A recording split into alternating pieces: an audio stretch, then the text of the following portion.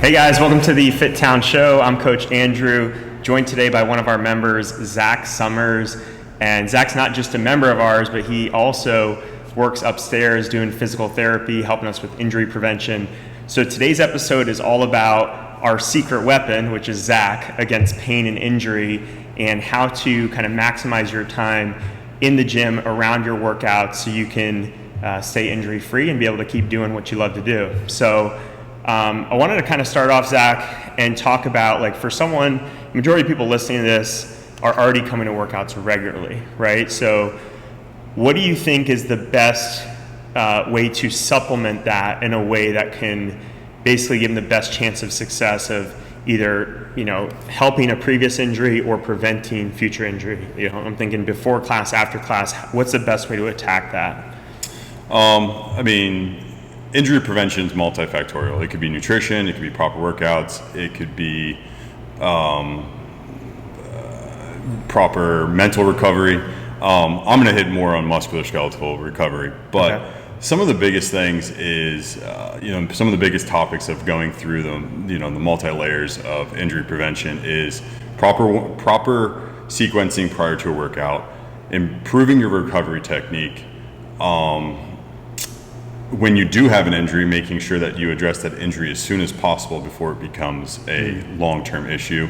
And then especially in the times of people sitting a lot more, maybe at different desks, maybe they're working from home and they're sitting at, their dining room table, making sure that you are not the only time of day that the best hour of the day is when you're at the gym, but make sure that that's not the only time of day you're moving. Yeah. I would say those are probably the four biggest things that are going to be for injury prevention. Okay. And if someone, let's say someone had 10 minutes, they could spare it before class, they could spare it after class, which would you prefer they use that 10 minutes on? Of those four aspects? Those four aspects. And should they do something before class, and how should they attack that? Yeah, I would say the biggest thing is before you're working out, whether it's in a class or whether it's at home doing an at-home follow along workout. Everyone's is gonna, you guys do a great job of kind of sequencing workouts. You gotta warm up your body first, get the blood moving. Especially, I'm a 5 a.m.er. I have to get the blood flowing early. The biggest thing is warming up that tissue, removing barriers so you have proper movement. Whether it's rolling on a cross ball, doing some dynamic stretching. Rolling on a foam roll, maybe you have your own Theragun or something at home that you can hit with that. And then activating neglected tissue, like muscles that are good to have activated during a shoulder press or a squat, but also the primary movers. Whether it's a squat, you want to get the hamstrings, glutes, quads definitely moving or activated prior to moving. And then last is, as you start to get into the workout or the WOD or the lifting or the strength aspect of the workout, that you add capacity as appropriate, and that you're making sure that you have proper movement prior to adding that capacity.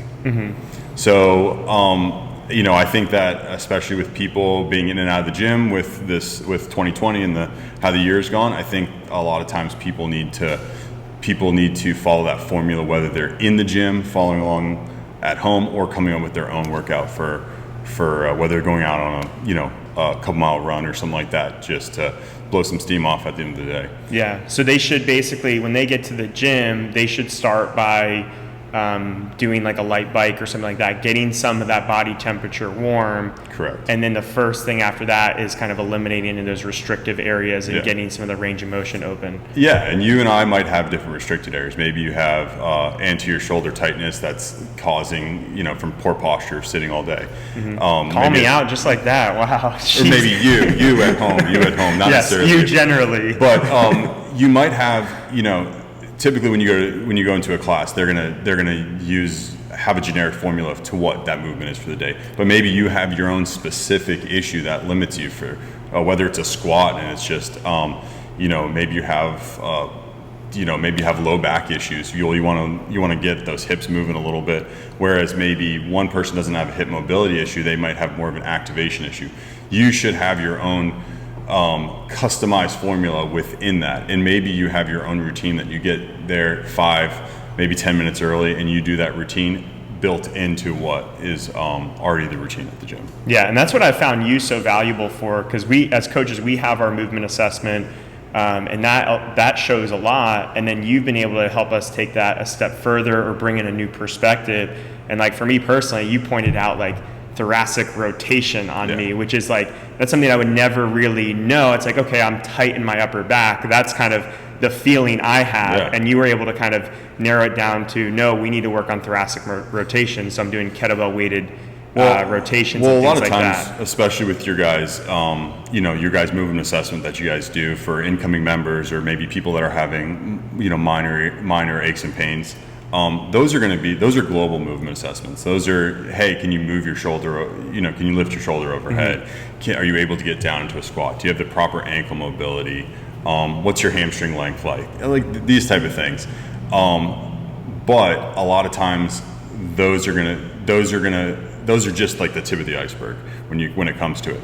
Well, hey, I can't get overhead. Well, there's a lot of reasons why you might not be able to get overhead. Lat length, strength, thoracic extension, thoracic rotation. There's a poor movement sequencing. Like there's a lot of reasons why someone might not be able to go overhead. And the start of figuring out that you can't go overhead is where the problem is. Right. Hey, maybe that's an easy fix. For a good amount of people, that probably is. But as you start getting into things like pressing, snatching, pull-ups, where you have to get that whole body sequence to move, that starts to break down some layers, and start to realize it's like, hey, you might get the primary issues going, but the secondary and tertiary type issues are going to be for long-term success. Yeah, it's really cool. So I know you combine like different techniques, and like just kind of as a general rule of thumb, like how do you feel about kind of the manual stuff that you do versus like sort of the assistance and strengthening exercises that people can do on your own? What do you feel is like the right balance for someone who is pretty healthy? Like they didn't just injure themselves yesterday, but they have issues going on, obviously. So let's combine, there's rehab, which is, hey, I have an injury and I'm trying to get better from it. And there's recovery, which I'm trying to prevent an injury or, recover from, a grueling week of workouts. Let's group them together for a little bit and just kind of talk about that. There's multiple aspects to it. There's the mobility aspect. There's the strength aspect. There's stability aspect. There's an activation aspect. But a lot of times what ends up happening is people get to these soft tissue, mobilization stuff like foam rolls and lacrosse balls. They're great, but they're only a part of what actually goes into it. You can't, I feel like you can't go through proper movement just by getting stronger. You can't go through proper movement just by removing restrictions. Those kind of go together and work together. And that's where I think that a lot of times people will start to resort to less qualified forums like Instagram and just say, someone says, hey, fix your shoulder pain. Well, there's many reasons why you could have shoulder pain. And like I said, there could be there could be someone who's really strong but just doesn't have the mobility to get to certain places. There can be someone who appears to be very, very strong but just doesn't have the actual stability in the shoulders or hips or whatever to allow them to go through proper movement and pain-free. Yeah, one of the things I've always appreciated about working with you is that you always try to basically get you quickly to the point where I don't need you. And depending on the injuries that I've had, it's usually only 1, 2, 3 sessions, and then it's like, hey, as long as you follow through with this other stuff, you're going to see results, you're going to be healthy. But what you're able to do though is you're basically, I have 10 ideas in my head of things I should do, and you're able to narrow that down to the 2 or 3 that are sort of best for me, and then I can feel really confident of doing this rather than like trying to throw a bunch of stuff at the wall and see what sticks. Yeah, I think a lot of times I'm really biggest bang for your buck. I mean, we're busy. We both have, we both have kids under the age of 2. They're a handful. We know that people's time that it's limited and that you don't have a lot of things to do. Plus, If you are going to, whether you're going to another gym or you're going to this gym or you're doing stuff at home, you are going through the right motions, hopefully, to help prevent that. So there is overlap between what you're doing in class and what I will prescribe. So a lot of times I try to get the biggest bang for the buck things, because I know that people, just as much as people have a short attention span, people have a short amount of time. If they only have time to do 4 or 5 different movements that are stretches, they're going to more likely going to do it than if I give them 15 or 20 things. I'm not showing up at 4:30 in the morning to get all my mobility and activation stuff before we actually start working out. I know people don't have that time of day or that time in their day to be able to show up to the gym that early. So being able to narrow it down into the primary issues and then slowly work into some deeper things, like we were just talking about the tip of the iceberg. Get through those big, glaring, obviously objective impairments, and then go from there. Yeah. So you mentioned like foam rolling and lacrosse ball, and you seem to be a fan of it, but when it's used for the right reasons, what makes that a good reason to use it, or what makes that valuable versus what makes it just another thing that you're kind of doing and it's not really helping you? Well, like I said, it's a part of the whole system. It's the part of the whole recovery or rehab system. I'm a huge fan of lacrosse balls and foam rolls, and if you're able to get your hands on one, like a Theragun or something like that. Like we were talking about as the proper sequencing, removing those barriers are huge. If you're able to, it's a lot of times we're moving a lot, we're moving fast, we're moving multiple days in a row of we don't just do, it's on arm day and leg day and calf day and pull day and push day. It's everything mixed in one. So you might have done squats the previous day, and then you have power cleans the next day. Right. That might be how the workout goes, and your legs might be really, really sore. And if you can remove those barriers, help get some blood flow to those tissues, help healing, make you feel a little bit better. Just for the lack of things, if you squat and you don't feel good squatting and you foam roll, you feel better, you can move better. You can actually, maybe the next day you'll move better and not have as many deviations and prevent injury. But again, if you're sitting there rolling, if you're sitting there hitting the Theragun on every single part of your body, rolling every single part of your body, or lacrosse balling every single part of your body, but yet you're not doing the activation, you're not working on those specific impairments, strength impairments. If you're not working on more joint impairments, like if you just rubbed let's go back to your instance of talking about thoracic mobility. If you're just rubbing your posterior shoulder with a lacrosse ball because it's sore, but you're not doing the thoracic rotation or to control yourself into that thoracic extension, you're only hitting part of the aspect. Will it help you? Absolutely. Will it fix you permanently? Probably not. For someone like me, I probably won't even necessarily feel it as a thoracic restriction after 2 tough days of workouts. It's going to show up as shoulder soreness or trap soreness or something like that. So to just keep hitting that thing is just kind of putting me nowhere. Correct. And there is, not to get into too much of the nerd pain science into this, but there is aspects to chronically overused musculature, whether it's overused because, every single day there's some aspects of legs into our workout, or you're moving improperly on a couple, maybe on the last couple pulls that you overuse the tissue in a bad way, or you have athletes that are runners that are literally stressing the same joint over and again, or throwers in baseball that are throwing and using their arm over and over again on a daily basis. By actually rolling on that ball, you're not just loosening up the tissue, you're actually making physiological change on chronically or acutely overused tissue to allow for decreased soreness, but also to improve long-term repair of that muscle or tendon that you were rolling. So just to get a little bit granular for people, because I know sometimes just using the terms people don't always get it. You had brought up the example of, you have a lot of squats, the next day you have power cleans, which is kind of like catching in the partial part of a squat, but using some of the same muscles of the hips.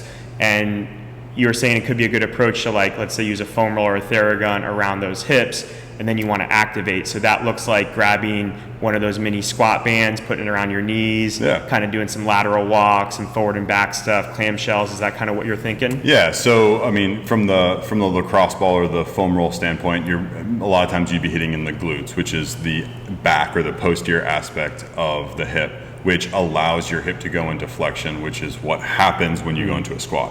So if you have pinching or something in front of the hip, it's probably not anything in the front of the hip. It's probably those overused or tight, for lack of a better term, glutes in the back. But just thinking about this, now you want to actually activate those glutes. So think about it. Or maybe it's you're rolling your lateral hip because you're not activating, or you overuse those hips while you're squatting, but then you also want to activate your posterior lateral hip to allow your squat technique to be better, to reduce overload of the quads. Make sense? And same thing for, like, if you squatted a lot the day before and your quads are sore, and you foam roll them to make them feel a little bit better, to remove some of that restriction, allow for some healing.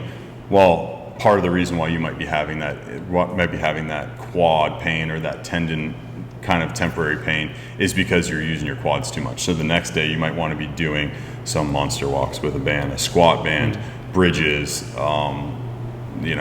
like a side plank to activate that lateral side as well. So you don't overuse those quads while you're doing power cleans or the next day, and get the whole global chain to work together to achieve whatever movement you want. Yeah, and you had mentioned the idea of what we do in here can help facilitate that. And I know in the past, I've seen you actually refer clients that are not currently members of ours to our gym, because you're like, the only way you're going to get through this injury is if you do strength train and do some of this stuff. So what is your thought on that in terms of like how do you actually get that long-term improvement on injuries? Yeah, I mean, one of the biggest faults that I see in PT is, or in rehab and PT and recovery, is that people don't stick with whatever their program is. They come see me whether it's after an injury, or after a big injury and they had surgery, or if after a small injury, a little overuse injury, maybe they were training for a marathon, they overdid something. They all come to me, they do their things, they feel better, and like natural habit, you stop doing that. I'm not going to name names, but some of my patients that I've referred to the gym, I've seen them every 6 months for 3 years. And every time I leave, I would send them on their way to go, hey, make sure you continue to work on all the strength. Make sure you continue to do this. Make sure you continue to do that. And they go back to whatever sport they were going to, whether it was tennis, they would go back to tennis, and then they would have patellar tendonitis again after, I'm like, well, what were you doing? Well, I would sometimes do the exercises you gave me. I'm like, well, why didn't you continue with those? Well, I was feeling good. Well, step number one, or problem number one. And problem number two is you didn't continue to progress. I think the biggest thing with sports is that people think about just, I got to practice harder. Think about all professional athletes or elite athletes. They don't just practice their sport. They go to the gym. They run. Some of them even do weird things like ballet for balance and performance. But if you're not doing cross training, which that has used to be a kind of a common term that people used to say, but if you're not doing some type of strength training to coincide with your sport, one, it's hindering on performance for sure, and two, it's definitely hindering on your injury that you would have had before. It's not allowing you. Those impairments are going to come back if you don't address them. Yeah. You don't just, if you squatted 5 years ago, doesn't mean you're going to still have the strength if you come and go squat 5 years later, right? But I had a good squat 5 years ago. I can keep that up, right? Yeah. Yeah. So went off a little tangent there, but yeah, basically referring people to a gym that's monitoring movements, mixing up gross movements that are incorporating, squats or core or upper extremity and a mixture of all that and unilateral stuff all into one program is what's going to help that person from stop to come see me, or maybe only come see me for a recovery program and prevent injury in the long term. Yeah, I think I'm glad you brought it up, because you think about many sports that our athletes do outside the gym, and we want our athletes to use their fitness outside the gym, are imbalanced sport. Tennis is an imbalanced sport. You're not equally swinging the racket with your right and left hand, or slow pitch softball, or, even soccer, if you're only kicking with one leg all the time. All these sports are unilateral. Surfing, you're probably not using both sides. So what you do, you create imbalances outside the gym, and then inside the gym you can actually go back to being balanced and strengthening both sides and rebuilding yourself a little bit. What about acute versus chronic stuff where, I'm going to be seeing you today because I just strained my hamstring playing soccer a couple days ago, and Zach's been very helpful in the past when I've done it. But how do you think about acute versus chronic stuff where I just strained my hamstring and you got to work stuff out versus no, this thing's been bothering me for, months or years? So, acute injuries, for those who don't know, is an injury that just happens within a couple days. Mm-hmm. Chronic is what happened, an injury that you've had multiple times, usually an overuse type of injury. And then there's obviously a continuum between subacute and a lot of different areas in between. The difference is the best way to describe how you would deal with two types of injuries is acute injuries. Yes, you have to get the inflammation down. You have to start correcting blood flow to the area. You have to start getting that patient to move pain-free. And then chronic is that person's been moving over and over again in a bad manner, or been doing the same thing over and over again. Well, in between that time where that was an acute injury to when it was chronic injury, they've injured it multiple times. And the body, just for lack of a better term, says, forget about it. I got to go fix that. Forget about that patellar tendonitis. I got to go fix that shoulder pain. Hey, I got a cold last week. My resources are going to fix other injuries. And they basically say, forget about it. I've tried multiple times, forget about it. I'm not even going to try to bother with that anymore. So when I deal with those type of injuries, my idea is to, for lack of a better term, inflame that and reinvigorate the inflammatory process, to remind the body, hey, by the way, I still have this issue here, and no, it is not fixed, and you got to come and fix it. So that's the first thing you typically do with those chronic injuries. So are you almost taking a couple steps backwards then to go forward, essentially? Yeah, kind of. I mean, I already gave the example of patellar tendonitis. Patellar tendonitis is an overuse of the patella to the point that it becomes so inflamed. Well, for semantics reasons, it becomes tendinosis, which is a chronic tendonitis of the patella. Well, I have to go in there either whether it's with dry needles, whether it's with Graston cupping my fingers, whether it's eccentric loading of the patella, all to create bleeding essentially in that tendon, which will reinvigorate that inflammatory process, will lay down new tissue in the proper way. Mm-hmm. So yeah, you are taking a couple steps backwards, but the idea is to make that chronic injury back to an acute injury to then let it to heal. Well, the easy way is don't ever let it get chronic, right? That's a really easy way to think about it. So if you go back and you just address something from an acute standpoint, the body has to go through its healing process. It's going to get inflamed. It's going to get to a point of maximum inflammation, and the body's going to continue to fix it. And most injuries, I hate to say this, but most injuries, even if not addressed, will probably go through that. But then the next time split squats are on the docket for the day, you get that again, and then you go back, and then you get that again, and you go back and get that again, and eventually you get that chronic issue. You get that chronic patellar tendonitis. So instead of lacking posterior chain engagement, instead of addressing posterior chain engagement, instead of working on tissue repair for quad and patellar tendon for that person, instead of working on maybe anterior hip mobility for that person, instead of working on ankle dorsiflexion or the ability for your ankle to bend forward in that squat, instead of addressing all those issues that can eventually prevent that from getting chronic, that person just continues to do the same thing.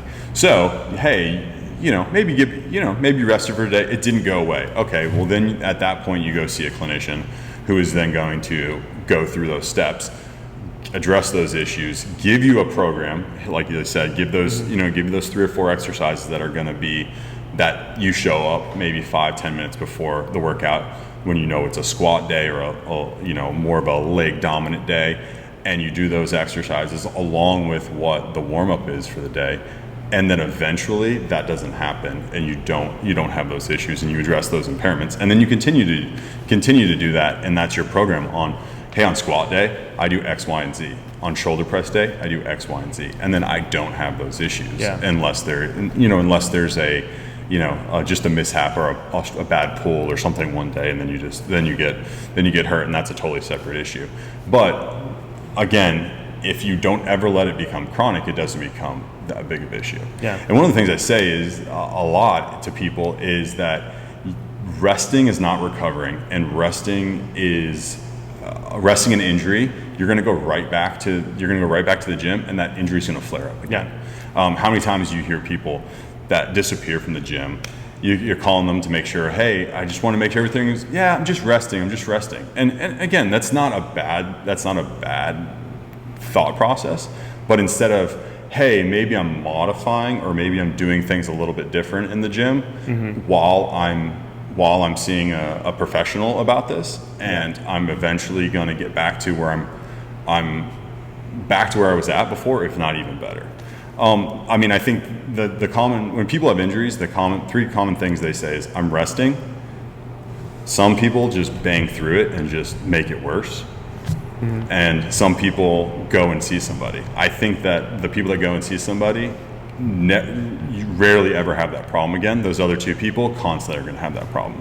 Yeah, it sounds like when something's acute, you can really attack sort of the lead symptom that's there. Once it's chronic, or you don't want something to become chronic, you have to start thinking, what is the root cause here?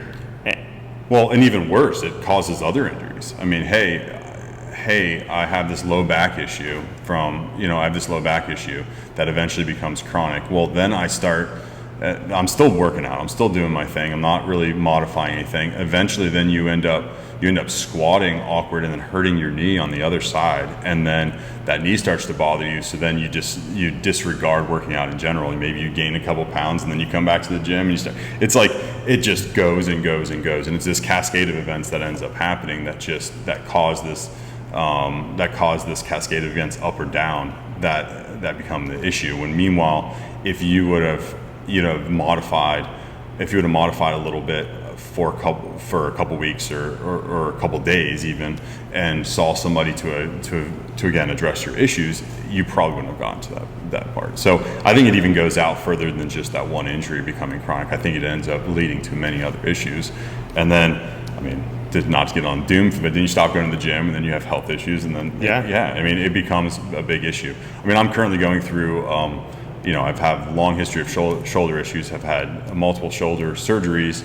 and instead of doing pull-ups today, I did ring rows. Was it the same stimulus? Not at all. But am I addressing some of my impairments while still getting a good stimulus, while still burning some calories, while still still feeling good, while still starting my day with a nice little B12 shot of working out, right? Yeah. So I think that if I could say anything from an injury prevention, I guess this wouldn't be injury prevention, but making something into a bigger injury where you need full on rehab, is when you have an issue, address it right away with a professional. Yeah, man, that's such a good point. I remember when I have a herniated disc in my back from years ago, and when I first heard it that time is actually after I'd recently pulled my hamstring and I was doing some hang cleans. I was like, oh, it's fine, I can do it. And I was kind of pain free. I could push through. And then the next morning I woke up and I couldn't move my back, and that's usually how things work. It's like you go from the thing like, hamstring, I could live my life fine with a hamstring injury. Once you get a back injury, it's a whole nother ball game, and that just affects everything you do. I mean, it just shows like, hey, my hamstring's bothering me. Maybe you're not going to activate that hamstring as much when you're going down for a hang clean. Well, guess what? How do you get that bar to the shoulder? You're going to have to use your back, boom, and it starts all over again. Yeah, another big one that we see is like people will have a knee issue, let's say, so they'll only do hinging movements, and they won't do squatting movements, and then over years they basically create more imbalances, and they might not show up as pain, but it's just eventually it will. But like we talk a lot about with our coaches of how we program of like balancing squat versus hinge and balancing right leg to left leg, right arm to left arm. Those little imbalances, like that's why it's so important to have a coach or someone like you that's like saying, hey, let's modify this in the short term, but long term, if we don't do this, you're in worse trouble. I've heard multiple times from MDs, like surgeons, who tell patients that have knee pain to stop doing some sort of squatting or some sort of even running. I mean, yes, is there aspects of knee injuries where you should not squat, not run? Yeah, there is, but I hear it all the time, and I'm just like, do you understand? Like, that's again, that's not going to fix the problem. Let's get in there and fix some of the tissue issues. Let's fix some of the strength imbalances. Let's fix some of the mobility imbalances. And meanwhile, that person is squatting. That person then goes home and squats to pick up something off the floor, and squats to do this, squats down to work on something under the sink. They're squatting all day long, but they're not squatting. But the only times they are squatting are uncontrolled, unmonitored, not warmed up. Maybe in the middle of the night where they trip on, they're cleaning up the house and they trip on something. It's like, meanwhile, squatting is one of the most functional things we do all day long. And you're telling somebody that in the gym to squat. And again, that goes back to that sequencing. Maybe that person can squat with either less capacity, meaning weight. When I say capacity, I mean weight. With either less capacity or no capacity. And you can change that variable for that person. Like modifying, people always think that modifying means I'm not going to do that movement, or I'm going to neglect that movement. Well, you can lower weight. There's aspects, the depth of a squat, the weight of a squat, the repetitions, whether it's single leg or double leg. Like there's lots of different ways where you can modify something for someone so they don't get rid of one of the most functional things ever. You think about people. You see older people walking around the grocery store or something like that. It's the no butt syndrome. They have flat no butt, and it's because they stopped moving and they weren't able to do those type of things. I tell people, I'm like, if you could do anything, do 100 sits to stands a day. So I tell some of my older clients, I'm like, if you can't, is that your way of forcing them to squat without calling it a squat? Yeah, I mean, do 100 sit to stands a day, and if you could only do one thing for the rest of your life, 100 sit to stands a day. We're gonna change the name to that officially. Oh, my doctor told me not to squat. All right, well, let's do some sit to stands anyways. Or box squats, also known as sit to stands, right? Yeah. Nice. Cool. Well, I think I want to wrap up there. That was a lot of really good stuff, and we can always have you on again in the future. But I appreciate you taking the time and sharing. Appreciate you having me. Yeah.